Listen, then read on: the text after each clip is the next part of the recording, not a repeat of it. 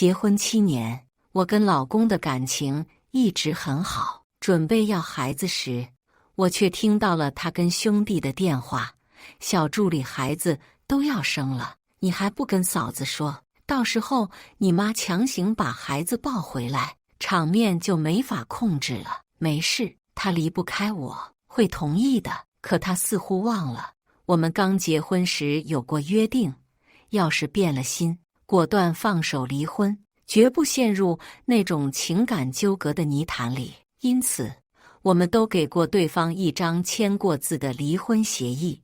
我翻出那张泛黄的离婚协议，在他的字迹下方签上我的名字。大家好，开始今天的分享之前，希望你能给人间烟火点个订阅，我将会分享更多优质的内容。我看着协议书上的字样，双方性格不合，感情破裂，无法共同生活。这几个字定性了我这段7年的婚姻，像一把把利刃捅破了幻想中的甜蜜，露出来的全是欺骗和谎言。收起协议书后，我死死盯着天花板上的他亲手做的琉璃星球灯，倔强的不让眼泪落下。微微，你最喜欢星空，最喜欢自由，为了我和公司的事业放弃了很多。以后每一个你的生日、纪念日，我都给你送一颗星球灯。我木然地打开灯，满屋子星光璀璨。可是当初摘星星的人却骗了我，越看越憋屈。我拿起空调遥控器砸向了最大的那一颗，一声巨响，星星碎了一地，琉璃飞溅，割破了我的脚背，鲜血汩汩流出。江木成听到声音，匆忙地从书房跑来，开门一看，满地碎片。他连忙让我在原地别动，将我抱到床上。微微，你怎么样？疼不疼？等我去拿药。皮鞋声急促地进进出出。他为我上药时，眼角微红，心疼得快哭了。擦完药，江木成叫阿姨打扫房间，将我抱去了客房。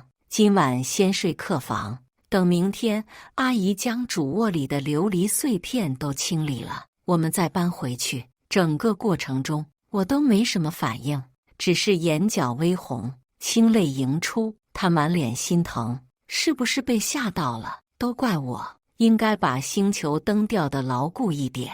幸好你没事。她后怕地将我搂在怀里。我突然开口问她，这颗星碎了，你还会再送吗？他灿然一笑，当然，你就是要天上的星星，我也会倾家荡产给你买下来。不过星空灯放在主卧不安全，我把2楼的空房专门收拾出来放星空灯和其他礼物，好不好？可那不是打算做宝宝房的吗？你不打算要孩子了吗？我抬头看他，神情有些微妙。江木成伸手拂去我眼角的泪水。我的江太太，你最近备孕太辛苦了，我不想你压力太大，宝宝没有你重要，况且我不舍得你痛，大不了我们去领养。是不舍得我生，还是不想要我的孩子？我定定地看着他的眼睛，想从中看出点心虚来，却看不出半分。老婆，怎么了？你不喜欢领养吗？我搬出他妈妈催生当借口，可他却信誓旦旦地说，我妈的压力我来扛，有老公在不怕。现想来，结婚这几年来一直催生的婆婆也有好几个月没打电话催生了，婆婆会不会也知道了？我敷衍说了句，太早了，再说吧，就睡进了被窝。一闭眼，我的脑子就像乱麻裹成一团，怎么也找不到出口。睁开眼，江木成正聚精会神看着手机，嘴角不经意上扬。下一秒，电话打进来，他猛地从床上起来，去了卫生间。我当然也想你，你这身衣服别换，等微微睡了我就来。他声音里的急切清晰地传入我耳中，像他曾经对我那样。我眼眶里不由得蓄起泪水。卫生间抽水声传来，我连忙闭上眼睛，晶莹的泪珠顺着脸颊流下。江木成走到床边，拂去我的泪，看来还是被吓到了。明天得叫阿姨给你好好补补。我装作熟睡的样子，没有理他。他自言自语地说：“老婆，公司有急事，我去一趟，你先睡。”不知道这句话是在骗我还是骗他自己。他在我额头上亲了一口，老婆晚安，随即转身离去。我下床穿好衣服跟了上去。一路上他的车速开得飞快，20公里的路不到15分钟就开到了。等我找到他停在一间别墅外的车子时，已经看不见他的人影了。我打算离开，却听见了别墅门口他跟一个女人暧昧的对话，两人说话断断续续，我明显听见了异样的声音。他娇嗔的声音陆续传来：“江总，你听我说，今天妈妈过来了。”江木成一下子清醒过来，停下了动作，开始整理起衣服。妈妈？谁的妈妈？我还在疑惑时，却听见了我婆婆江木成妈妈的声音：“瞎胡闹什么？我儿媳妇还怀着孩子呢！”我脑子里的弦彻底断了。儿媳妇？她什么时候多的儿媳妇？所以所有人都知道这个女人怀了她的孩子，就我傻乎乎的蒙在鼓里。他们相伴进入别墅，脚步声越来越远。我透过栏杆看向2楼，房间灯一开，2道身影就明晃晃地映在我眼前。我在别墅外看了很久，一直站到熄灯才回过神来。天空下起小雨，我眼前模糊一片，不知道是雨还是泪。我不知道自己是怎么走到车边开车回家的，只记得我回到主卧时泪眼模糊，偏偏还紧咬牙关，不让痛苦的呜咽声流出。脚上似乎踩到了什么，但我毫不在意。我躺在床上，闻着床单上江木成的气味，闭上眼睛，脑海中一幕幕尽是我跟江木成这7年的点点滴滴。我们在聚会上一见钟情，却分外契合。他会把我的需求放在心上，时刻爱护我，宠着我。他鼓励我去做自己想做的事，尊重我的想法，理解我的处境。我也像他一样，支持他的任何决定。我们在双方父母的见证下成婚。后来我父母双车祸离开，他一直陪在我身边，陪我走出那段黑暗的时间。即使在他创业最忙的时候，他也会给我发消息，买礼物。婚后第5年，他创业成功，对我好的心丝毫没变。不仅每个纪念日都有亲手做的礼物，逢年过节他都会第一时间给我发3条祝福，还加上我父母那份。我将他对我的好分享在网上，不知不觉间竟然吸引了一大堆粉丝。江木成总是从背后抱着我，跟我一条一条看粉丝的美好祝愿，还骄傲地说：“老婆，你看，他们说的我们都实现了。”可下一秒话锋一转，江木成将我甩在地上，怀里竟抱着一个怀孕的女人，连孩子都不愿意为我生。你根本就不爱我，你根本不配待在江家。我从梦中惊醒过来，眼前竟是江木成憔悴的脸，他黑眼圈厚重，胡子拉碴的。见我醒来，连忙焦急地问我：“老婆，你终于醒了，怎么样？有没有感觉好点？你昨晚突然发起高烧，自己跑回主卧睡，还划伤了脚底。”我闻言勾了勾脚背，瞬间眉头紧皱，右脚底疼得厉害。他连忙制止我的动作：“别勾脚，刚给你上了药的。”他上前来用额头给我测温，眼里满是担忧：“还是有点热。”我不放心，我们去趟医院，再做个体检。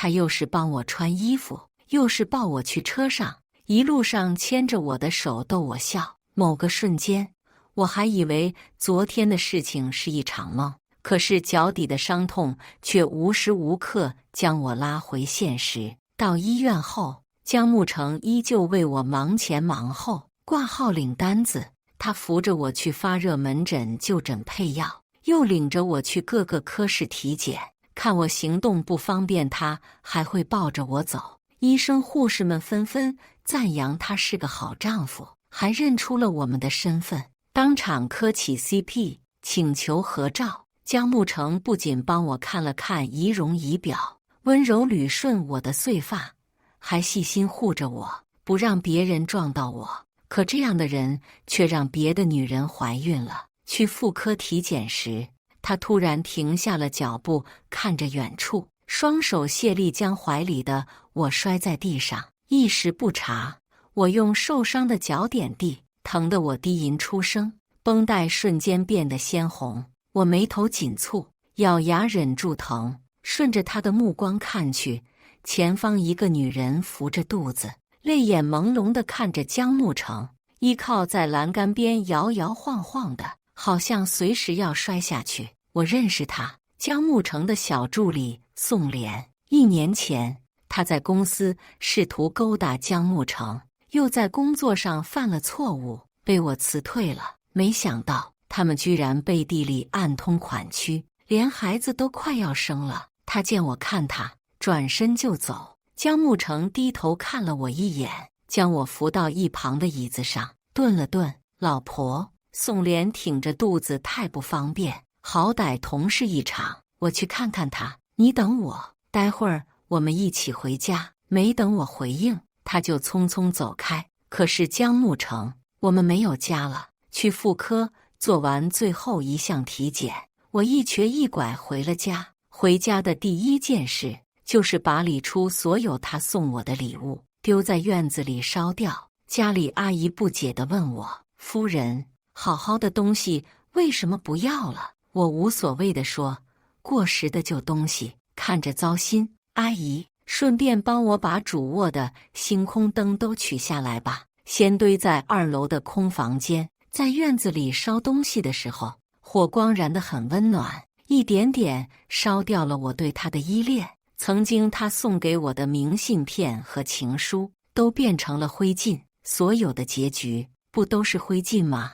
不管是感情还是生命，我突然觉得就算离开他也不是什么大不了的事。烧到后半段，我手机突然震动，私信里全是宋莲发来的文字和视频。微微姐，我怀孕8个月了，马上要生了，可江总就是离不开我，你不要自欺欺人了，他根本不爱你。画面里，他靠在江木成的胸膛上，满脸担忧地问他：“你陪我这么久，微微姐不会还在医院里等你吧？”江木成毫不在意地说：“他等不到我，自己会回家，到时候跟他解释公司有急事，他就能理解了。他比我还看重这家公司，毕竟这是用他父母的赔偿金创建的。”我没忍住挂了电话，死死握着手机，指节因用力而泛白。原来他还记得公司创立的本金，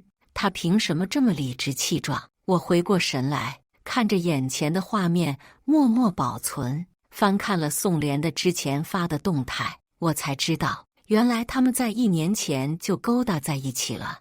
我花高价在网上找了个剪辑师，让他把这些素材剪成视频。做完这些，原来夺目的火光已经变成黑炭。我收拾着残留的痕迹，眼前突然出现了江木成的鞋子。他扫了眼院子，看向我的目光里充满了慌乱。老婆，你怎么把东西全烧了？这些都是我一心一意为你准备的礼物。我想起宋莲动态里晒出的同款礼物，心中冷笑，一心一意还能一边一半呢。我冷着脸说了句：“不喜欢了，烧掉不行吗？”他见我真生气了，连忙哄我：“你是不是因为下午我没去接你生气了？”我送完宋莲产检，接到了公司打来的紧急电话，才匆匆离开。是我不对，忘记跟你说了。接着他自顾自安慰道：“这些东西烧掉也好，我给你买更贵更好的。”我无奈了看了他一眼：“随你吧。”我转身回屋，江木成亦步亦趋地跟在我身边，可怜兮兮的像一只迷路的小狗。从前我生气，他就会这样跟着我，我总是招架不住他的目光，不忍心再跟他继续吵架。可现在我绝不原谅。接下来的2天，姜慕成一直陪在我身边，连公司都没去。另一边的宋濂忍不住了，频频给我发他们曾经在一起的图片，并留言：不管你怎么拘着他，他总会来到我身边。你能管住他的身体，却管不住他的心。他还给我发了他跟我婆婆的聊天记录：连连，你就安心在别墅里待孕，该给你的待遇1分都不会少。要是生下儿子，我立马让慕成休了林子薇，给你应有的名分。我看着这些文字，心中只剩麻木。隔天我出门，姜慕成死皮赖脸跟在我身边，见我去了花店，他心里一松，觉得我终于消气了，连忙上前挑一些红玫瑰。可他一转头，却看见我拿了一捧白菊递给店员打包。他担忧地看了我几秒：老婆，你是要去见岳父岳母吗？我想他们了。我声音里透出几分无助。姜慕成突然觉得事情闹大了，眼神变得复杂。正好很久没有见过岳父岳母了，我陪你去。去墓地的路上，他跟我说着恋爱往事，见我的冷脸稍显动容，才放松下来。到墓园入口，姜慕成接到一个电话后，神色紧张，眼里的焦急怎么也藏不住。老婆，公司业务出了大事，我必须马上赶去。宋濂给我发了消息：薇薇姐，我早产了，只要我需要她，你绝对就会被抛下。我心中了然，让他离开。姜慕成临走前向我承诺，1周后的结婚7周年纪念日，一定好好补偿我。我敷衍点头，在心里默默回应：我也会给你送一个大惊喜。我独自进入墓园，在父母的墓前说起话来：爸妈，我来看你们了，我要跟姜慕成离婚了。他辜负了我，我不要他了，不用担心我一定会带着你们的那份，过上幸福的生活，直至天色渐晚，我才从墓园离开。接下来的1周，姜慕成都没回家。他发短信跟我说，因公司业务出差1周。可我知道他在医院陪宋濂生产，我也没闲着。我将写着财产平分的离婚协议书和公司的公章寄给律师，并委托他去公司进行了股权转让和财产分割。我清理了卧室里他给我买的衣服和首饰，辞了家里的阿姨，给他介绍了新的工作，还顺利地卖了名下的股份和资产。不到3天，房子里变得空空荡荡。纪念日的前1天，高奢服装店的工作人员往家里送来了很多衣服和首饰，其中不乏一些孕妇装。工作人员看着我平坦的小腹，满头疑惑：您没怀孕吗？可地址和订单没错呀。我平静地回了句：以后会用到的。接着就让他们将东西放进衣帽间，崭新的服饰填满了我的衣柜，而原本沾染了我的气味的东西一件不剩。姜慕成久违地给我发了消息：老婆，收到衣服了吗？都是最新款，明天我就出差回来了，晚上6点你直接到豪庭酒店，我给你准备了纪念日大礼。我没有回复。第2天到现场后，我发现姜慕成包下了整个酒店，红毯从门口铺到了2楼大厅，目之所及全是我喜欢的玫瑰花瓣。推开大厅门，交响乐响起，天花板上悬挂的星空灯熠熠生辉，可屏幕上的几个大字却将我怔在原地：姜慕成林子薇之女姜念薇的领养仪式。大厅里的宾客鼓掌欢迎，纷纷赞扬：你们夫妻真是好心人啊，不仅领养病，还设立基金会。你们此举不仅照亮了孩子未来的路，更温暖了我们每个人的心。当今社会很难看见这样大爱无疆的人了。是啊，创业成功后反哺社会，把慈善落到实处，就冲你们夫妻的无私和纯粹。以后我都会优先考虑你家公司的产品，尤其是江夫人，居然还答应不生自己的孩子，真是太善良了。江慕成的兄弟陈毅然甚至还带头起哄，不愧是我江哥江嫂，他们不会是什么天使转世吧？在场的人竟没有质疑的，掌声和赞扬声久久不息。他们自动给我让出一条路，并推着我走上舞台。我站上台，才看见舞台的另一边，江慕成正扶着孱弱的宋莲上台。宋莲面色苍白，显然从病床下来，怀里还抱着刚出生不久的孩子。舞台下，江慕成的妈妈微笑着看着两人，好像这两人即将缔结良缘。江慕成将宋莲扶到椅子上坐下后，大厅的星光灯突然熄灭，一道聚光灯打在他们身上。江慕成拿起麦克风，声情并茂地演说：今天我和妻子在这里领养这个孩子，心中无限感激，多谢孩子妈妈宋莲给我们这个机会，多谢在场观众的见证。领养对我们来说，不仅是一个法律上的决定，更是一次与生命的连接。领养后，我和妻子将用全部的爱和关怀去呵护这个新加入的家庭成员，帮他治病，教他成长，让他在我们的陪伴下走向更加幸福的明天。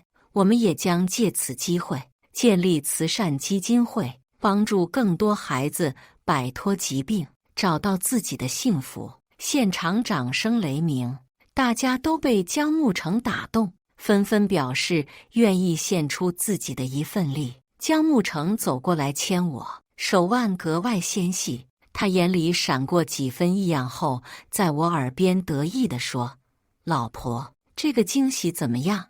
我看着眼前的人，只觉虚伪，没给任何反应。宋莲见我走近，连忙抱着孩子向我下跪：微微姐，谢谢你愿意收养我的孩子，他刚生下来就患了重病，谢谢你愿意照顾他，赐他新生。江慕成迅速扶起他，将他搂在怀里安慰，他们仿佛才是一家人。现场众人看着这样的画面，竟满脸欣慰。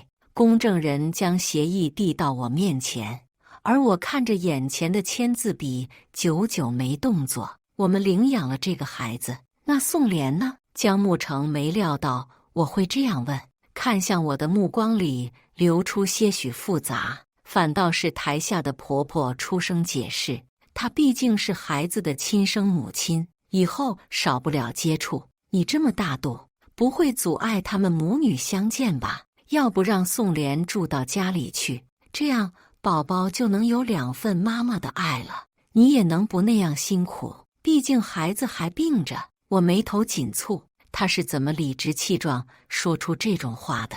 江慕成以为我担心孩子会不亲我，悄悄在我耳边解释：老婆，领养这个孩子主要是为了缓解你的备孕压力，不管以后孩子对你如何，你在我心里也永远是第一位。看着他满心为我着想的样子，我荒唐地笑了，拿起了签字笔。他嘴角上扬，眼里满是得意，身体随着音乐轻晃。我签完字，将协议放在证书外壳里，递给公证人。他直接把证书放在了投影机下，打开外壳要宣读时，却他愣在原地。台下传来阵阵抽泣声。江夫人，是不是拿错协议了？就是这份，念吧。江慕成皱眉看向屏幕，却看见了离婚协议书5个大字。江慕成瞪大双眼，眼里满是不可置信。他看着泛黄的离婚协议下方自己的熟悉的签名，反应了几秒，仿佛在回忆我们刚结婚时的约定。江慕成，万一变心，果断离婚，绝对不纠缠。好，但是微微，我一定把你宠上天，绝不让你有签下名字的念头。当时我们各给了彼此一份签过名字的离婚协议，夫妻生活反而变得更加如胶似漆。可现在，曾经的恩爱却成了分离的船票。江木成回过神来，嗓门都大了几分。就因为领养个孩子，你要跟我离婚？我讥讽出声。不然呢？乖乖等你把私生女领回家吗？台下观众直接炸成一锅粥，大家交头接耳，难以置信。这孩子怎么可能是私生女呢？他们夫妻这么恩爱，不会吧？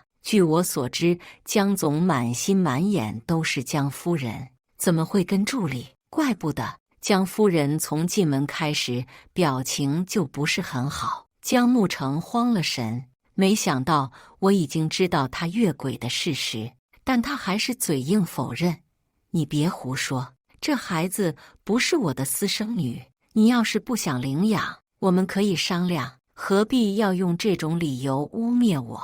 我听着他的指控，无奈苦笑，摊牌了他还要装。我连上屏幕的蓝牙，将剪辑师剪好的视频传了上去，画面里满屏都是他给宋濂送的礼物。宋濂感动落泪，他们相拥亲吻，他们在办公室、别墅、车里各种尺度的亲密，在场观众纷纷啧舌。没想到一向立爱妻人设的江总私下竟玩得这样花，连助理怀着孩子也不放过。江木成一怒之下用手机砸坏了显示屏，他厉声朝我吼道：我做这一切都是为了你啊，这个孩子是为你领养的，这个场合是为你搭建的，连满城的祝愿和烟花都是为了你，你为什么不领情呢？他说着说着，声音里还有了几分委屈。至于我跟宋濂，这只是一场酒后意外，我之后的行为也只是为了哄他生下孩子罢了。我心里自始至终爱的只有你一个。我恶心的想吐，冷声撕开他的伪装。这一年，你用工作为借口去他身边多少次，你就背叛了我多少次。别拿爱我当借口，你心里早就没我了。江木成还是执迷不悟，嘴里说着心里只有我，眼神却盯着那张离婚协议。我见状连忙上前协议书收好，他见我态度坚决，脸上的表情突然变得痛苦起来。我们7年的感情在你眼中是儿戏吗？我坚决不同意离婚，这份离婚协议是当初玩笑写下的，当不得真。我不想再跟他纠缠，直接拿出敲过公司公章的股份转让书，财产都已经平分完了，再过2周去民政局登记离婚。江木成没有料到我做了这么多事，犹豫几秒后，他深吸一口气，仿佛做了一个重大的决定。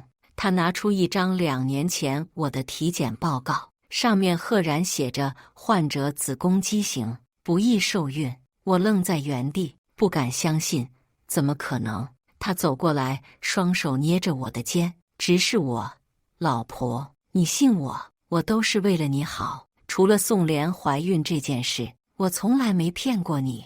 我是你在世上唯一的亲人了，我不会害你的。我看着他的眼睛分不出真假，眼见我们之间的氛围缓和，宋濂的一声尖叫吸引了所有人的注意。江总，快来，孩子没有呼吸了。宋濂急得要哭了，直接泄力滑倒在地。江木成大步过去接过孩子，仔细照看孩子的情况。江木成妈妈也着急地上台扶住宋濂，眼神在宋濂和孩子之间来回转动。几秒后，江木成抱着孩子大步下台时，还回头满是警告地看了我一眼。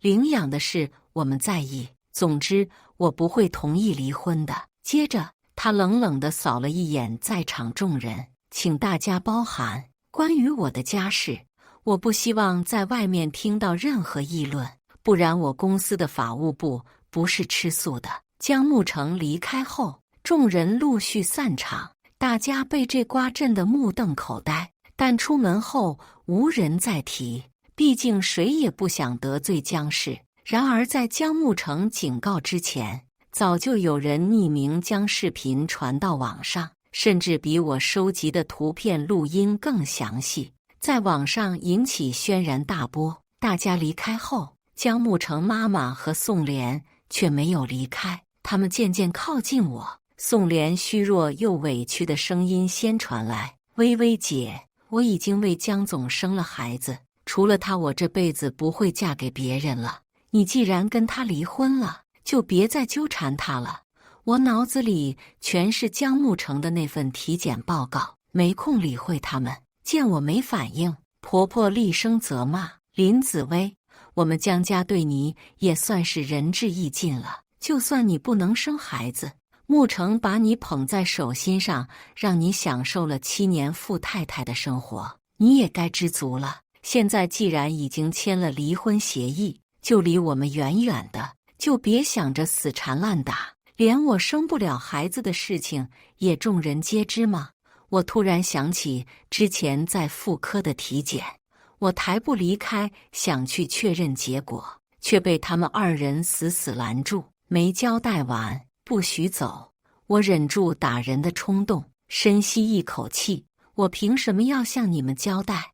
你们没看出来现在是江木成在死缠烂打吗？别烦我，不管我不能怀孕是不是事实，我都不会跟他复婚。宋莲的口袋有个什么东西冒着红光，可能是在录音吧，不过我已经不在乎了。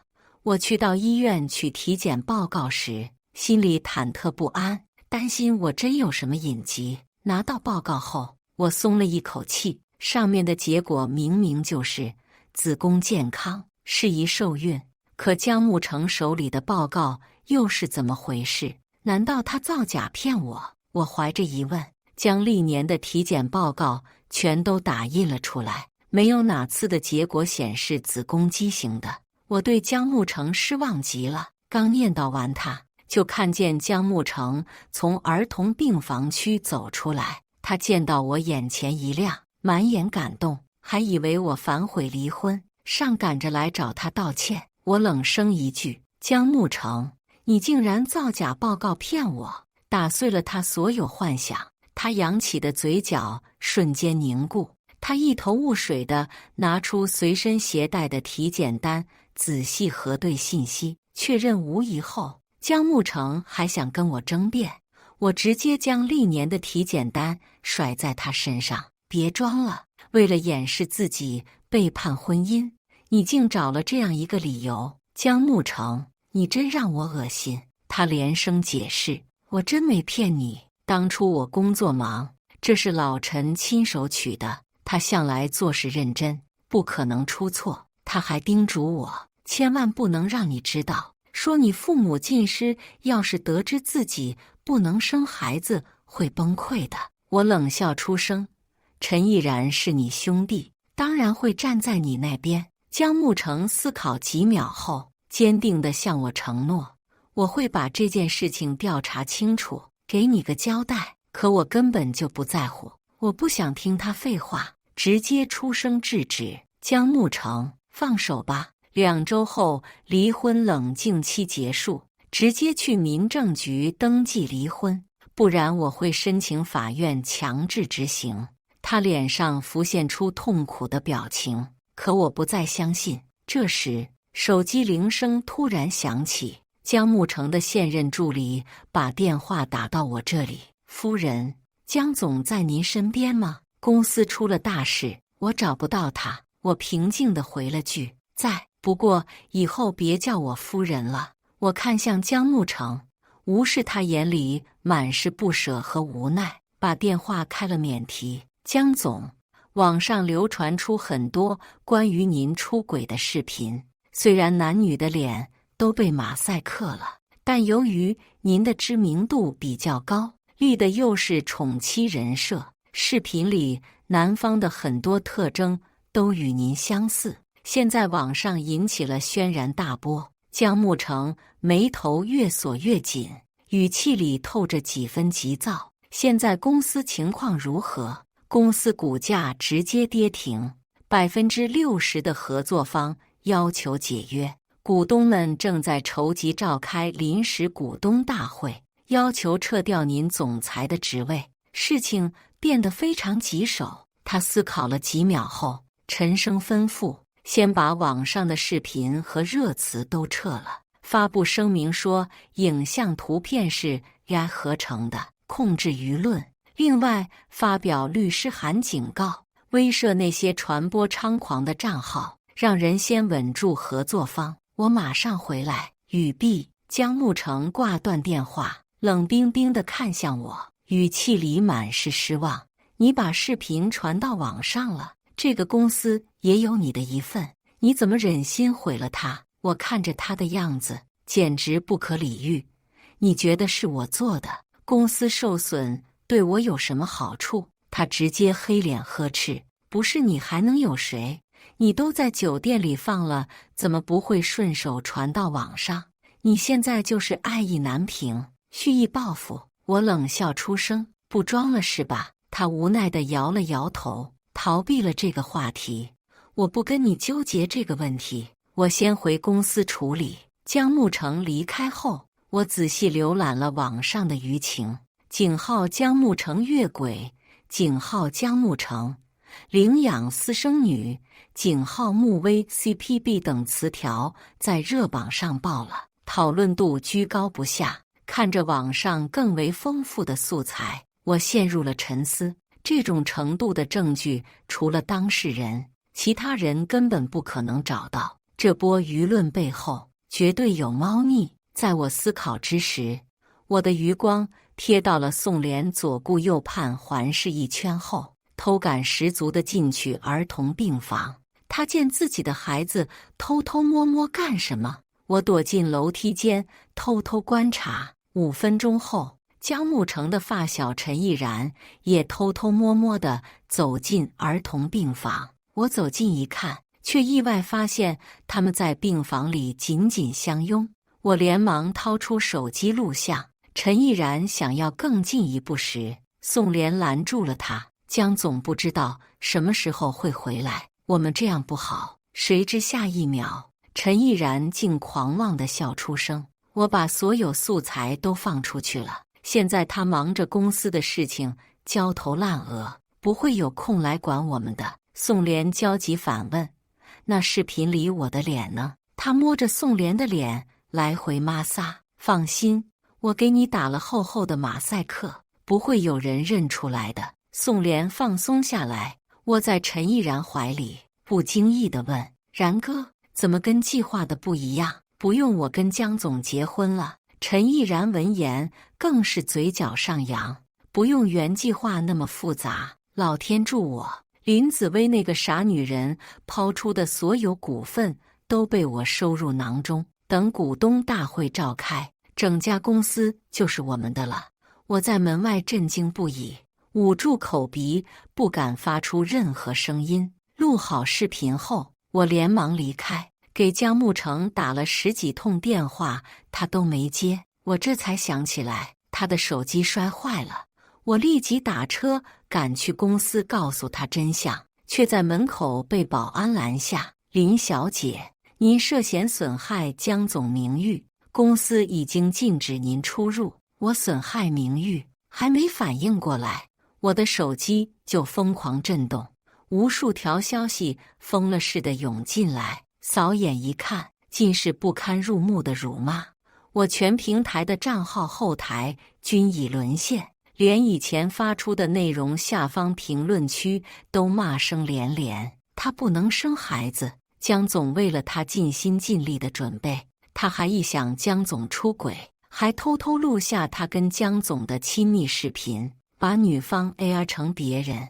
这种女人心机好深，活该生不出孩子。亏我之前还粉他们这对 CP， 现在只希望他们快点离婚。江总实惨，摊上这样一个坏女人，长得丑可以整，但心眼坏真的治不了。这边建议江总快点核查夫妻的共同财产，别到时候被骗了。我一头雾水，他们说的人是我吗？我点开江氏的官方账号，却看见最新发布的声明：林子薇失手发布恶搞视频，团队已在尽快处理，各大新闻平台纷纷转发，标题也是夹枪带棒。林子薇发布私密视频，意在操控江氏总裁。林子薇生不出孩子，因爱生恨，怒毁亲夫。江氏夫妇视频门，林子薇发动的隐形商战。屏幕上那些刺目的字眼，仿佛化作锋利的刀片，不停切割着我的心房。我颤抖着手指往下滑，心里却越来越寒。江木成为了维护自己的形象，没有任何调查就把我推出去挡枪，放任舆论将我凌迟。我嗤笑出声，笑声中带着几分自嘲与悲凉。就算他扭转了舆论又如何？他根本解决不了股权问题。一旦股东大会召开，他就无力回天。这家公司毕竟是我们这些年的心血。我深吸一口气，忍住被刺的痛苦，打通他现任助理的电话。铃声响了3次，助理都没接。随即我收到一条短信：林小姐，江总现在没时间接您电话。关于网上舆论，江总说只是公关处理的临时手段，让你不要在意。另外，他让您最近待在家里，不要出门，不要上网，不在意。这是我能控制的吗？最后一次，我发誓，这是我给他的最后一次机会。我拨打了助理的电话，可传出的只有冰冷的机械音：您拨打的电话暂时无法接通，请稍后再拨。我无奈摇头，仁至义尽，直接拉黑了江木成和他助理的手机号。操作后没几秒，网上的热推新闻又开始弹出：江木成林子薇婚变。据可靠消息，两人已经离婚，配图是一张离婚协议，而那张协议是当初我签过字给他的那张。网上对我的声讨更甚，有的甚至还把我爸妈骂了进去。我忍不了了，连忙联系律师，准备了一份详尽的声明，并警告了那些恶意传播的账号。另一边，我直接雇水军摆证据，将我的体检报告和江木成出轨的实锤放出。可是舆论已全部倒向江木成那边，不管我放出什么证据，公众都会认为我在作假，随他们去吧。我将拍到的视频证据发到了江木成摔碎的手机里，至于他能不能看见，我不管了。但我不舍得公司就这样被陈毅然夺走，那是我多年心血的结晶。于是我咬咬牙，花了大价钱在股市上收购了散户的股份，试图一点点瓦解他的计划。至于江木成，这辈子我都不想再见他。这段时间，国内的网暴远远超出了我的想象，我的住址、电话信息全部被暴露。就算我不出门、不上网，骚扰电话和信件源源不断，严重影响了我的生活。为了躲避这一切，我决定出国，寻求一片暂时的安宁。上飞机前，我收到了一个陌生号码发来的消息：老婆。我收到了宋莲发来的录音，录音里你铁了心要跟我离婚。公司的事情来得太快，为了保护公司，我一气之下选择了最激进的方式，把你推了出去。我知道这样做伤害了你，真的对不起，老婆。等这场风波过去，我会尽一切努力给你洗白，恢复你的名誉。你能原谅我吗？我看着屏幕，心中只有冷笑。江木成的虚伪让我觉得恶心，我毫不犹豫地拉黑了那个号码，连同那段虚假的情感一并抛诸脑后。出国后还没过上几天清静日子，我上网一看，舆论又炸了。只不过这次涌入私信的不再是谩骂，而是道歉和懊悔。紫薇姐，之前脱粉回踩是我不对，让你承受了严重的舆论压力，我向你郑重道歉，对不起，之前错怪了你。没想到事情的真相是这样。首先，我向林紫薇道歉，其次，姜慕成那个渣男向我道歉。我点开新闻一看，姜氏集团股东大会召开，姜慕成因私生活混乱被革职。这条新闻迅速在网络上发酵，将之前我传播视频的新闻彻底洗白。之前我发出去的那些关于姜慕成不轨行为的证据，全都成为了爆款。网友们纷纷转发、评论，甚至通过视频中的一些细节证据，手表、钻戒、服饰等证明视频中的女人不是我。更有甚者证明了视频没有痕迹，还将视频中姜慕成的脸恢复出来。一时间，网暴对象由我变成了姜慕成。那些曾对我恶语相向的人，如今都将矛头指向了他，言辞更加不堪入目。我从公司的一位熟人那里听来更多内幕。姜慕成为了稳定合作商，连续在公司加班2周，几乎废寝忘食。然而，这一切努力都在股东大会那天化为泡影。陈毅然隆重出席股东大会，他手上有我的股份，加上部分散户的股份，其份额足以让他成为公司最大的股东。在会议上，他毫不留情地展示了关于姜慕成私生活混乱的证据。各位股东，姜慕成自身行为造成了公司严重损失，现在虽然通过公关手段挽回了一部分，但他的存在对姜氏而言是定时炸弹，他不适合继续总裁职位。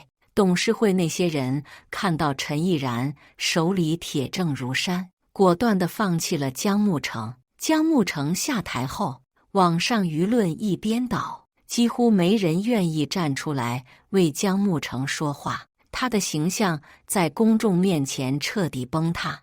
而那些曾经对他趋炎附势的人，如今也都纷纷避之不及。姜慕成失魂落魄回到家里，却发现原本温馨有爱的房子早就变得空空荡荡。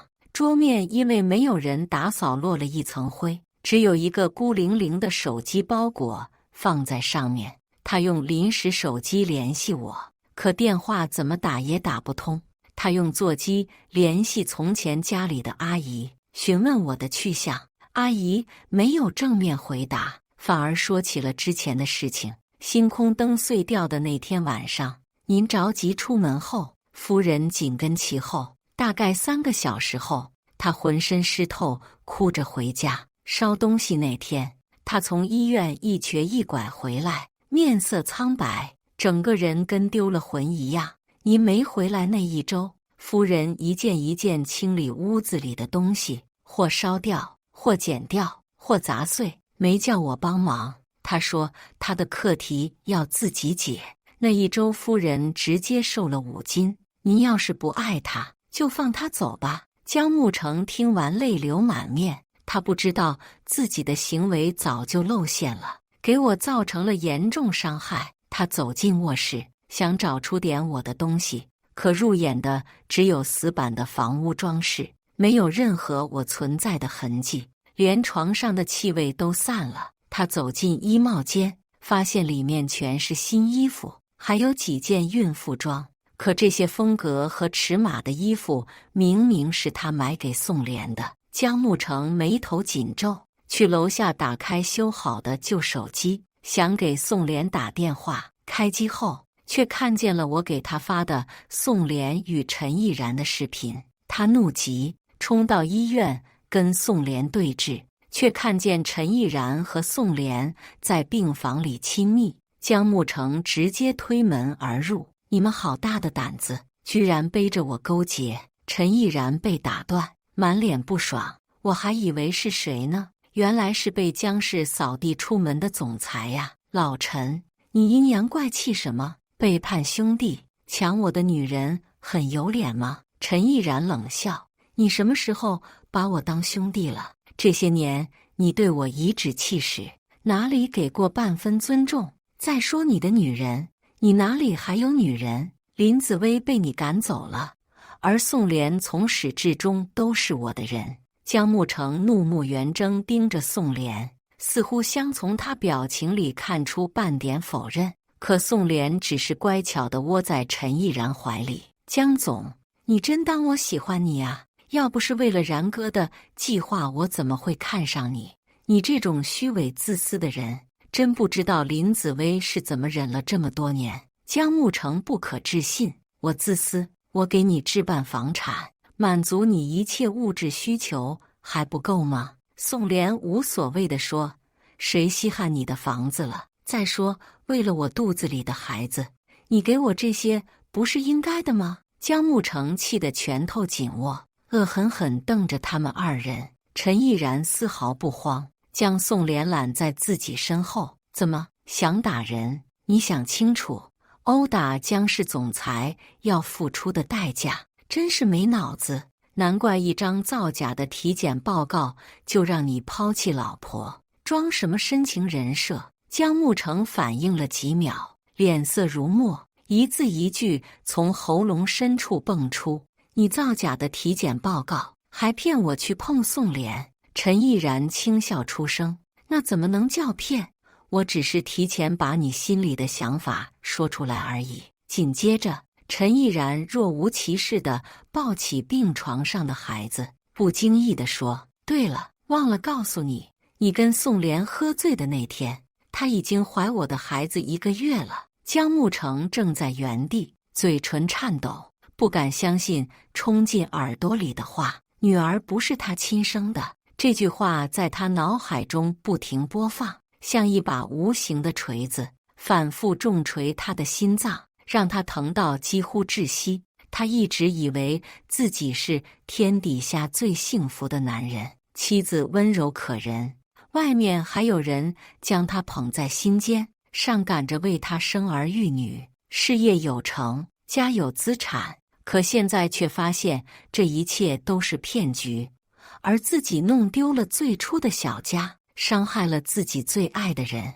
他紧握的拳头重重打向自己的心口，想要压制住那股痛感，却无济于事。席卷而来的后悔和亏欠将他紧紧裹住，无法呼吸。江木成扶着墙一步步出门，走到医院门口，看着来往的人群，他似乎看见了前方老婆一瘸一拐回家的身影。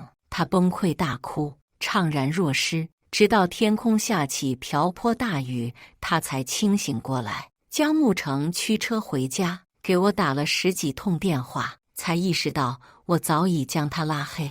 他直接开车到阿姨的住处，声泪俱下的道歉：是我对不起紫薇，我真的知错，您就告诉我他在哪儿吧，我只想给他当面道个歉。他缠了阿姨3个小时，阿姨无奈告诉了他我在国外的住址。3天后，江木成出现在我面前，满脸疲惫与憔悴，像老了10几岁。可他眼神坚定，眼中闪烁着真诚与悔意。经历网暴和背叛之后，他似乎能跟我感同身受。江木成在我面前痛哭流涕，悔恨不已：老婆，对不起，都是我的错，我不奢求你能原谅，但给我一个弥补的机会，行吗？我能感受到他的真心，但往事已矣，我不想触及。你走吧。我转身离开，心里毫无波澜。江木成的手无力垂下，不敢做出任何挽留。接下来几天，江木成一直出现在我身边，像一只被遗弃的小狗。我一直没有理会，直到第7天，我忍不了了。你就这样没出息地跟在我这边，公司呢？不管了。江木成无奈道：现在你比公司更重要，是我更重要，还是以你现在的能力根本就夺不回公司？我冷漠地对他说：江木成，我们之间已经完了，但是公司没完。现在你我的名声都被陈毅然搞臭了，他把我们赶走，美滋滋地占领了我们的劳动成果，你甘心吗？江木成叹了口气，满是自嘲：谈何容易？我摇了摇头，保持理智。江木成，首先我向你道个歉，当初我名下的股份抛出的太轻易，给了陈毅然可乘之机。最近我一直在收购散户的股份，等到时机成熟，再加上你名下的份额，我们有机会杀回董事会。他听后，眼中闪过一丝希望的光芒。接下来的1年里，我没再见过姜牧成，反倒是国内姜氏集团的消息频频传来。姜氏在陈毅然的带领下，经营得越来越差，业绩下滑，股东们纷纷抛售股份，给了我可乘之机。1年后的春天，我突然收到了姜牧成的消息，时机成熟了，回国摘果子吧。在我跟他的合作推动下，我们成功召开了姜氏董事会，列举出陈毅然近1年桩桩件件不作为乱作为的证据，将他赶出了公司。甚至在清算账务时，我们发现这1年里，陈毅然一直在暗中挪用公款，导致公司出现了严重的账务亏空。证据确凿后，我们毫不犹豫地将陈毅然送了进去，并将被挪用的资金一一追回。而宋濂可怜兮兮地抱着1岁的孩子向我求饶，祈求我给他一条活路，但这是他应得的。我跟姜牧成都没有理会他的哀求。1个月后，我拉着姜牧成去民政局登记离婚，正式结束了这段充满伤痕的婚姻。令我意外的是，离婚姜牧成将所有股份都转到了我的名下，自己则选择了净身出户。你没必要这样，姜牧成坦荡地说，这是你带给我的成果，我只是物归原主。我们在网上晒了离婚证，姜牧成表达了自己的悔悟和再次出发的决心，而我只是简单描述了这1年的心境变化。网友们得知此事后，纷纷留言支持我，他活该，姐姐独美，至少前夫哥人性未泯，还为姐姐考虑了很多，过往都是序章，姐姐以后要幸福呀。这些话语如同一股暖流，温暖了我的心。无论前方还要遭遇多少风雨，我总能沐浴阳光。以上就是今天分享的故事，大家有什么想说的、想吐槽的，欢迎在下方评论交流。也更希望能给人间烟火点个订阅，我将会分享更多优质的故事内容。